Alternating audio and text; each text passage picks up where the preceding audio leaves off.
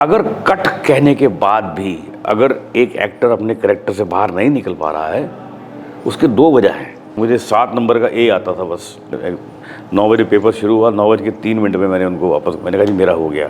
अब कितने सवाल हैं सर? ये बहुत सारे हैं। अच्छा सवाल किया आपने ये। मुझे ऐसा लगा कि अगर मैं टीवी करूँगा तो मैं बिल्कुल ही फिल्मों से आउट हो जाऊँ। लेकिन मैंने कुछ फिल्मों की डबिंग की है, इंग्लिश फिल्मों की। मैं ऐसे पल बहुत ढूंढता हूँ कि तेरा किरदार तू नहीं, तेरा मोबाइल फ़ोन है। फेलिसिटी थिएटर और राहुल बूचर का योगदान बहुत इमेंस योगदान है उनका। मेरे हिसाब से success and failure are both very big monsters, और सक्सेस ज़्यादा डेंजरस है फेलियर से।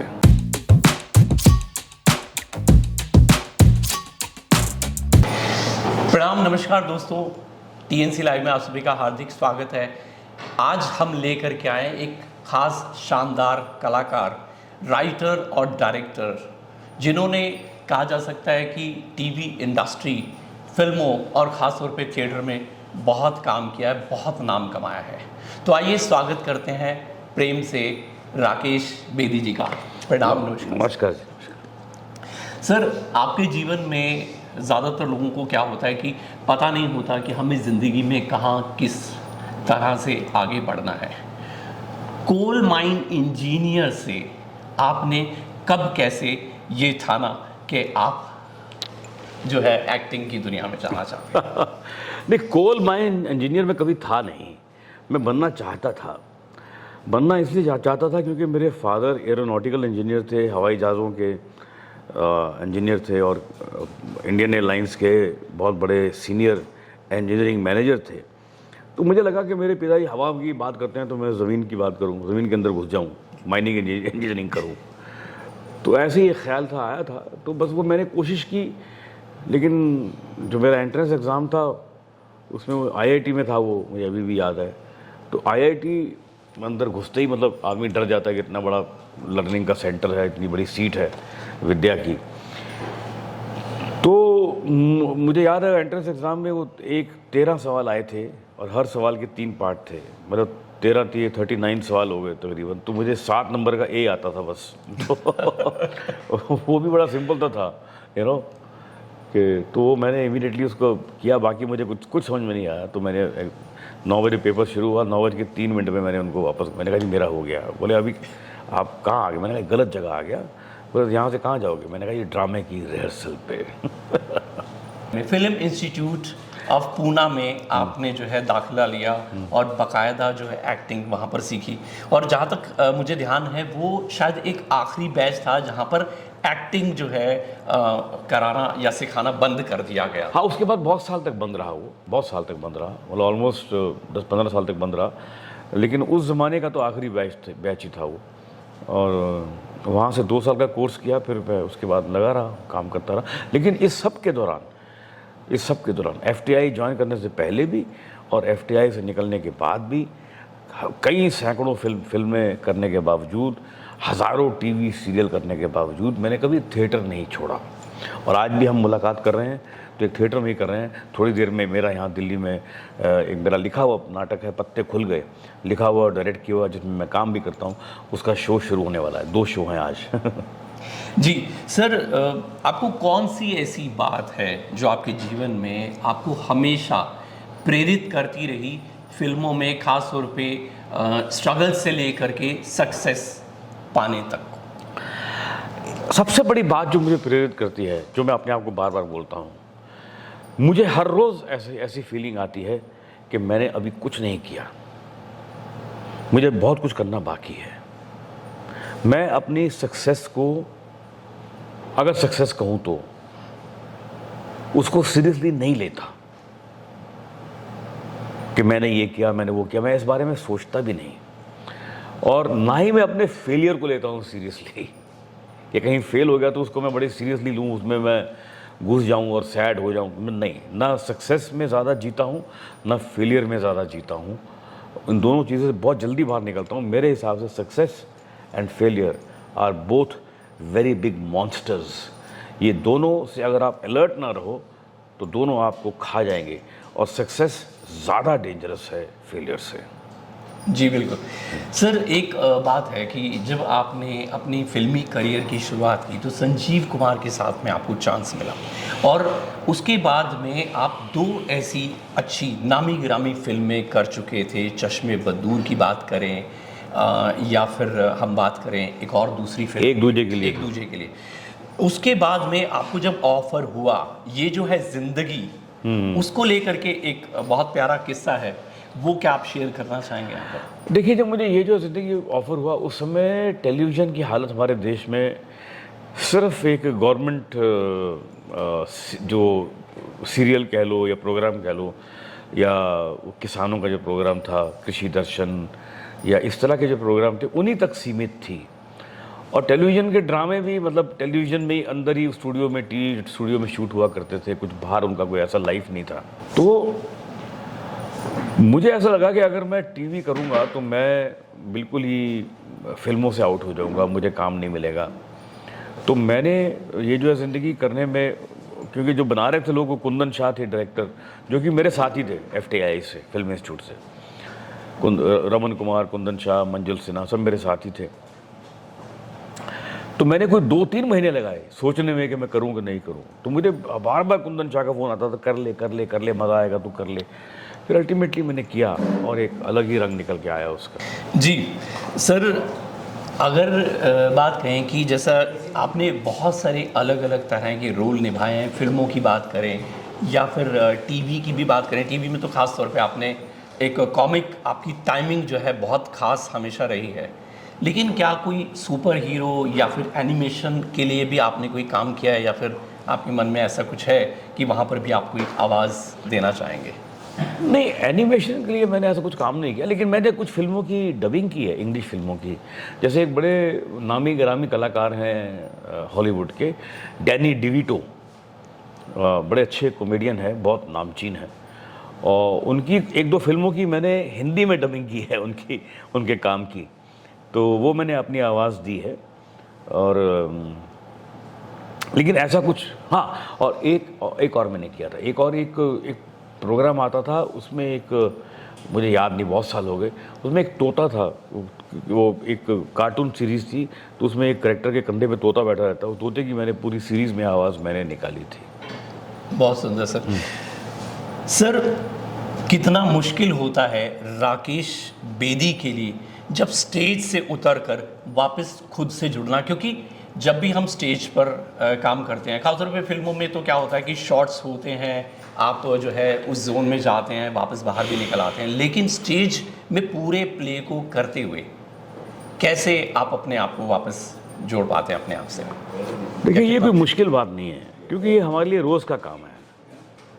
ये ऐसा नहीं है, अगर हम किसी चीज़, मैं तो एक एक्टिंग में पढ़ाता भी हूँ और मैंने पढ़ी भी है, मेथड एक्टिंग पढ़ी है। ऐसा नहीं कि मैंने कोई नॉर्मल एक्टिंग पढ़ी है, मैंने एक बड़ी हाई क्लास लोगों को पढ़ा है। तो उसमें एक चीज़ सिखाई जाती है कि अगर कट कहने के बाद भी अगर एक एक्टर अपने कैरेक्टर से बाहर नहीं निकल पा रहा है, उसके 2 वजह हैं। एक वजह ये है, या तो वो एक्टर झूठ बोल रहा है, दूसरी वजह ये है कि वो एक्टर है ही नहीं। क्योंकि द मोमेंट पर्दा गिर गया और या कट हो गया, शॉर्ट कट हो गया, उस समय आपका ये फ़र्ज़ है कि आप उसमें से बाहर निकलेंगे, वरना आप अगला काम कैसे करेंगे, अगला शॉट कैसे प्रिपेयर करेंगे अगर आप उसी में घुसे रहेंगे। तो ये कोई, जो लोग ड्रामा करते हैं कि देखो मैं कितना घुस गया हूँ, रोने का सीन था, अब तक रोए जा रहा हूँ, वो एक फैलसी है, वो झूठ है, वो गलत है। सर, ज़िंदगी में आपने बहुत सारे ऐसे पल, बहुत सारे ऐसे मोमेंट आपके आए होंगे जो बेहद ख़ास होंगे, लेकिन क्या आपकी ज़िंदगी में कोई ऐसा ख़ास पल आया है जो निभाने के बाद में, करने के बाद में आपने अपने आप को आईने में देख करके कहा हो कि राकेश भाई, ये तो तूने कमाल कर दिया? मैं बताऊं, मैं ऐसे पल बहुत ढूंढता हूं और ये छोटे छोटे पल मेरी ज़िंदगी में आते रहते हैं। मैं ये नाटक कर रहा हूँ, ये नाटक हमने आज से 3 साल पहले शुरू किया था। अभी जब मैं इसकी रिहर्सल करता हूँ तो ये नाटक वो नहीं है जो 3 साल पहले शुरू किया था।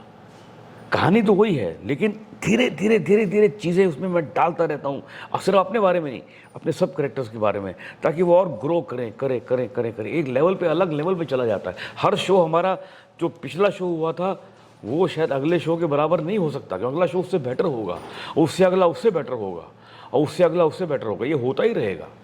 इसी तरह से बाकी जगह पे भी जब मैं काम करता हूँ, टीवी शो करता हूँ या टीवी सीरियल करता हूँ या फिल्में करता हूँ, तो कोशिश करता हूँ कि मैं जहाँ तक हो सके, मतलब अपने आप को कुछ ऐसा तो करूँ कि अपनी पीठ थपथपाऊँ, कोई और थपथपाए या ना थपथपाए, मैं खुद तो अपने आप को शाबाशी दूँ कि आज मैंने ये किया। जी sir. Sir, as a actor और एज ए डायरेक्टर, क्योंकि आप राइटर भी हैं और एक्टर भी हैं और डायरेक्टर भी हैं, तो जब आप कोई भी प्ले करते हैं जिसके आप खुद राइटर भी हैं और डायरेक्टर भी हैं, तो कैसे आप अपने आप को जो है इसमें से दो हैट्स में कैसे अपने आप को फील करते हैं? ये वो क्या है, एक हैट तो उतरता नहीं है डायरेक्टर का। जब मैं प्ले में होता हूँ तो वो मेरा यही तो चलता रहता है कि इसने ये ठीक डायलॉग बोला कि नहीं बोला, ये सही जगह पे खड़ा कि नहीं खड़ा, अरे ये लाइन इसने गलत बोल दी, वो चलता रहता है डायरेक्टर का। आज जो इंडिया का जो सिनेमा है वो इंटरनेशनल लेवल पर आने में उसमें काफ़ी डिले हो गया, वो तो उसका रीज़न आप क्या समझते हैं? अच्छा सवाल किया आपने ये। देखिए, डिले इसलिए हुआ क्योंकि पहले हमारे पास हमारी ऑडियंस को देखने के लिए कंपैरिजन नहीं था, ऑडियंस को, इंडियन ऑडियंस को देखने के लिए कंपैरिजन नहीं था, ठीक है ना। अब इंडियन ऑडियंस के पास नेटफ्लिक्स है, अमेज़ॉन है, दुनिया भर के टीवी फिल्म के वो ऐप्स हैं, बटन दबाओ तो आप किसी कंट्री का सिनेमा देख लो, करेक्ट ना जी। तो उसमें अगर हमारी फिल्में, इंडियन फिल्में उसके साथ compete नहीं करेंगी, उस लेवल पे नहीं आएंगी, टेक्निकली कह लो, कंटेंट वाइज कह लो, या परफॉर्मेंस वाइज कह लो, डायरेक्शन वाइज कह लो, या आजकल और भी चीज़ें आ गई हैं जिसको हम ये ऑन द टेबल जो फिल्में बनती हैं, जो VFX होता है वो इफेक्ट कह लो, वो सब जब तक हम एक लेवल पे नहीं आएंगे इंटरनेशनल, तो हमारी फिल्में कौन देखेगा? क्योंकि साथ में उनके पास बटन पर दूसरी फिल्म दिखाई दे रही है, दूसरी फिल्म की टेक्नोलॉजी दिखाई दे रही है, दूसरी फिल्म की लाइटिंग, कैमरा वर्क, डायरेक्शन सब दिखाई दे रही है।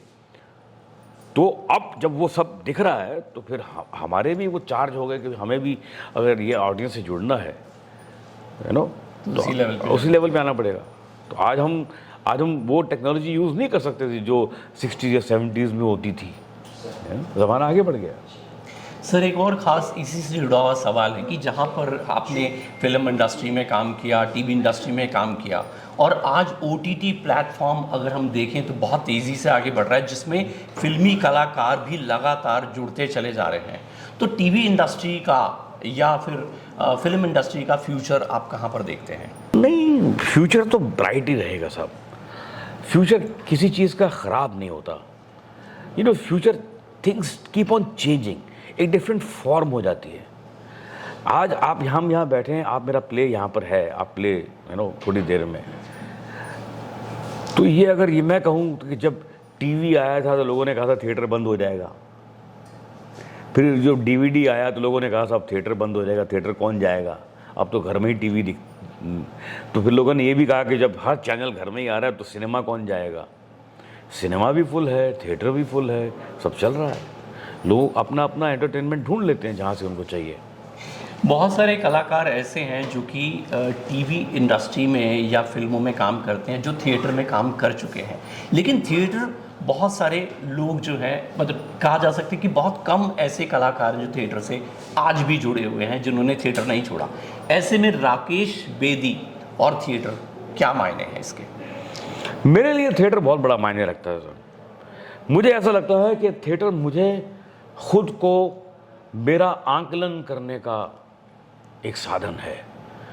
मैं अपने आप को जज करता हूँ, किसी और के लिए नहीं, अपने खुद के लिए, कि मैं आज कितना रेलेवेंट हूँ, मेरी मेमोरी कितनी आज शार्प है, मेरे रिफ्लेक्सेस कितने शार्प हैं, मेरे इम्पल्सेस करेक्ट चल रहे हैं कि नहीं चल रहे, मेरी डायलॉग डिलीवरी करेक्ट चल रही है कि नहीं चल रही। रीटेक तो है नहीं यहाँ पर कि आज मैंने फंबल किया तो एक रीटेक हो जाएगा, रीटेक तो है नहीं। तो मैं कितना शार्प हूँ हर फील्ड में मेरी कंसंट्रेशन कैसे आज काम कर रही है, मेरी मेमोरी कैसे काम कर रही है, मेरी डायलॉग डिलीवरी कैसे काम कर रही है, इसका आकलन कैसे होगा। और अपने आप को, अपने विट्स को, रिफ्लेक्सेस को शार्प रखने के लिए इससे बेटर तरीका एक्टर के लिए और क्या हो सकता है।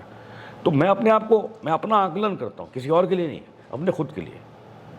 जी, आपके बहुत सारे ऐसे नाटक हैं जो आपने खुद लिखे हैं और जो है आप उनका डायरेक्शन भी कर रहे हैं, लेकिन पत्ते खुल गए को लेकर के किस चीज़ ने इंस्पायर किया आपको? मोबाइल फ़ोन ने।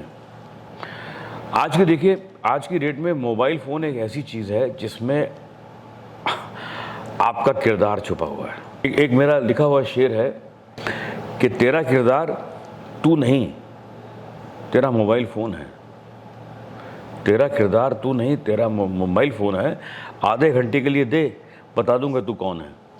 वाह, जी, आप कमाल के शायर भी हैं। मैं अगर बात करूं, एक मैसेज जैसा आपके हर एक प्ले में रहता है, क्योंकि आप कॉमिक टाइमिंग आपकी बहुत अच्छी है, लोगों को हंसाना, गुदगुदाना, ये आपकी एक खासियत रही है शुरुआत से।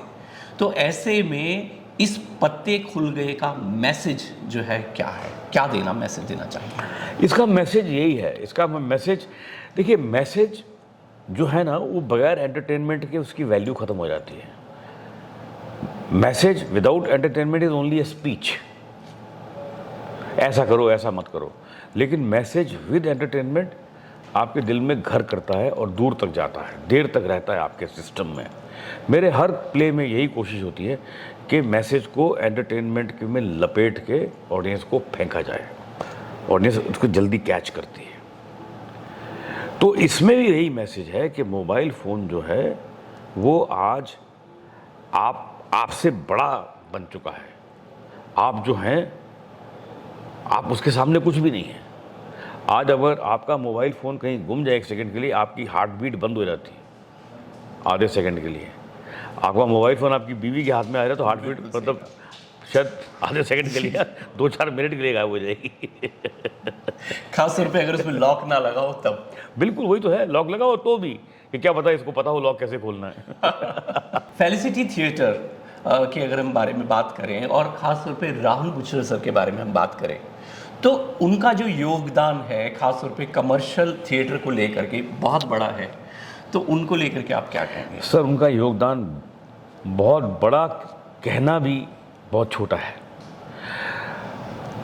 फेलिसिटी थिएटर और राहुल बूचर का योगदान ख़ास तौर पे हिंदी थिएटर में, दिल्ली में, अब तो वो अपने विंग्स फैला रहे हैं हर जगह, बहुत इमेंस योगदान है उनका। उन्होंने, मैं ये कहूँगा कि दिल्ली की सोती हुई ऑडियंस को जगाया है, थिएटर की तरफ बुलाया है और उनको गुदगुदाया है, और जिसकी वजह ये है कि आज उनके जो शोज़ हैं वो काफ़ी हद तक फुल जाते हैं। ये भी जो शो हमारा होने वाला है इस समय हाउसफुल है। भैया, थैंक यू सो मच।